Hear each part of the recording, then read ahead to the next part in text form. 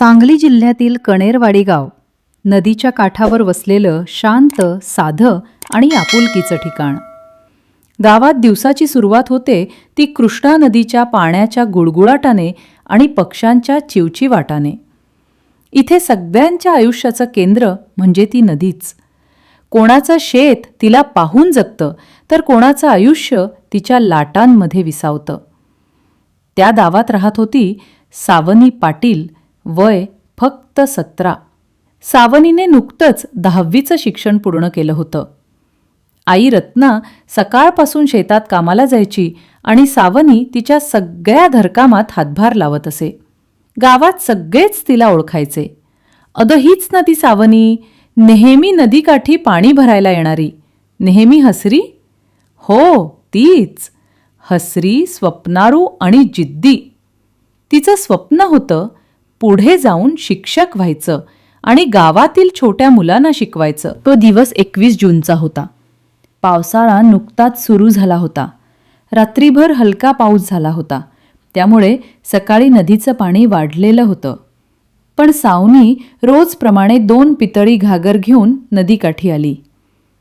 आईने सांगितलं होतं, अगं आज पाणी थोडं वाढलंय, जपून जा. ती हसून म्हणाली, आई काही होत नाही ग, रोजचं आहे ना. पण त्या दिवशी काहीतरी वेगळं होतं. पाण्यात एक विचित्र चमक दिसत होती.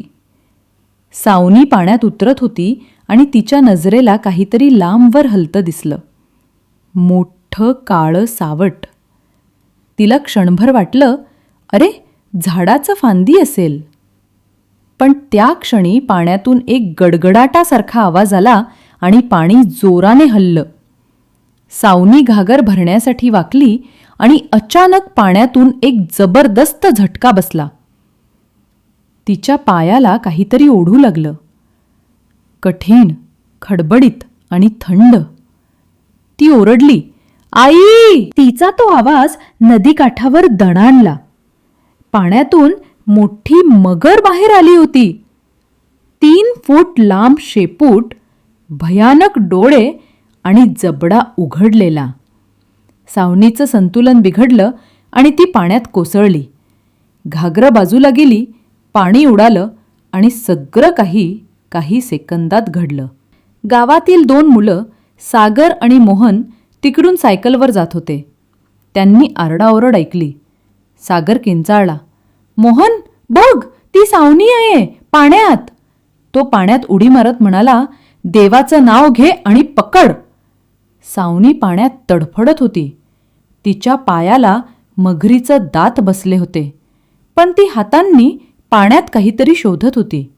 तिला जवळ एक मोठा दगड लागला आणि तिने पूर्ण शक्तीनिशी तो मगरीच्या डोक्यावर फेकला. पहिला दगड चुकला, दुसरा लागला. तिच्या हातात थरथर होती, पण तिने अजून एक वार केला. मगरीने क्षणभर आपली पकड सैल केली. जर तुम्हाला असेच नवनवीन व्हिडिओ हवे असतील तर चॅनलला सबस्क्राईब करायला विसरू नका. धन्यवाद.